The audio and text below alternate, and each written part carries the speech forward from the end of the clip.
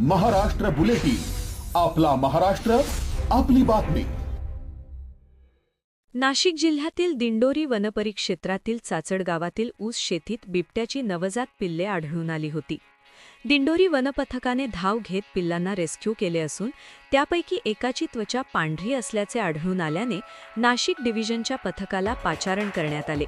या पथकाने 10 दिवसांच्या 3ही बछड्यांची त्यांच्या आईसोबत पुनर्भेट घडवून आणली। पांढऱ्या त्वचेचा बछडा आढळून येण्याची नाशिकमध्ये पहिलीच घटना असल्याचे वन विभागाने सांगितले।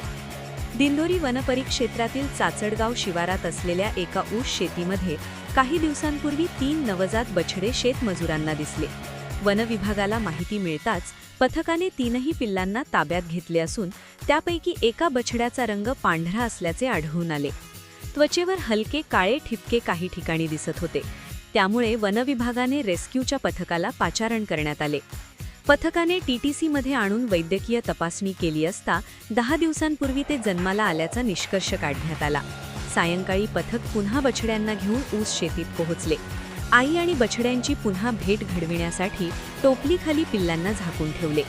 महाराष्ट्र बुलेटिनसाठी अशोक निकम, दिंडोरी। महाराष्ट्र बुलेटिन, आपला महाराष्ट्र, आपली बातमी।